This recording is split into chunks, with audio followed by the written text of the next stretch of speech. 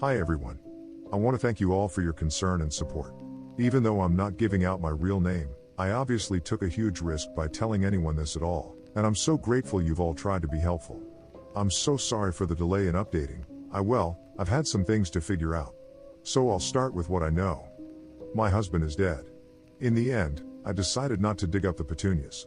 It was a rash, unadvisable notion which I have since abandoned because I realized how much worse things could get if I was caught.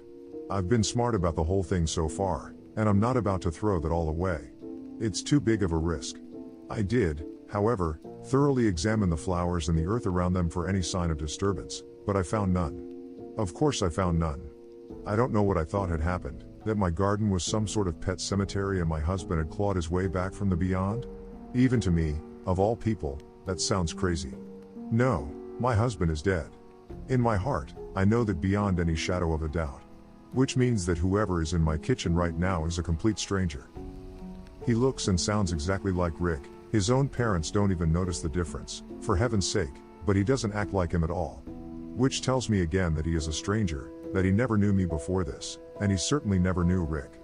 He doesn't enjoy the things Rick enjoyed, he doesn't say the sort of things Rick said. He doesn't complain, doesn't raise his voice, doesn't lie or gaslight or cheat. Frankly, he's a better husband than Rick ever was. Honestly, when I think about it like that, I'm almost tempted just to let it go. I tried to let it go, not to get caught up in worrying and just accept my new life for what it is. But I find myself unable to let it go. Because, even though this man seems ordinary and kind and reasonable, there's one thing that scares me still. For someone to have so confidently taken Rick's place, they would somehow have to be sure themselves that the real Rick would not return to complicate their plans, however innocent or sinister those plans may be. Whoever this man is who is calling himself Rick, he must surely know that Rick is dead. And, if he knows that, I would bet anything that he also knows how. I've gambled with my life and my freedom before, and I don't intend to do so again. A couple of you suggested that Rick might have had a twin that, for whatever reason, I never knew about, or perhaps a doppelganger who saw his chance at a more comfortable life and took it. Either of these seemed to me to be the closest to the realm of possibility, so they were the first theories I set out to confirm or disprove. A DNA test would surely be able to confirm whether this man is my husband's twin or someone completely unrelated. Of course, I was hardly going to tell him about it. At best, he would refuse, and at worst, well, I didn't want to find out.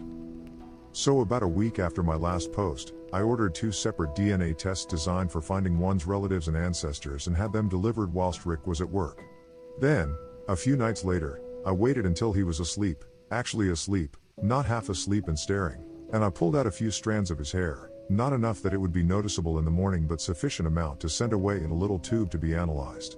Much to my relief, he didn't wake up. I'm not sure how I would have explained it if he had. I sent the hair away to the DNA test companies, and they told me I'd have to wait a couple of weeks for the results. And in those couple of weeks, things have gotten stranger, shall we say. You see, I've noticed that Rick never seems to eat of his own accord.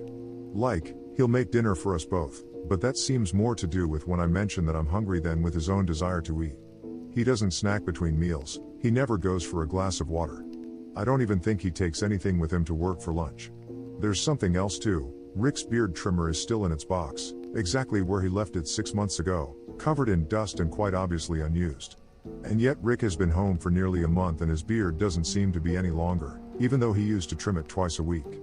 On top of that, the staring has become a frequent occurrence, and not just in the middle of the night. I catch him watching me during the day too, always looking away or laughing it off whenever I notice him doing it. Anyway, I might as well tell you why I'm writing this now, because I can't make head nor tail of the situation anymore. The DNA tests came back in the mail this afternoon, before Rick came home from work. I opened them quickly, eager to see who was included in the list of relatives, whether there were any names I recognized. Either way it would answer my question. Only, I don't have an answer. All I have are more questions. Because the first test came back as inconclusive, with a note from the company telling me I had to send them a viable hair sample in order for it to work.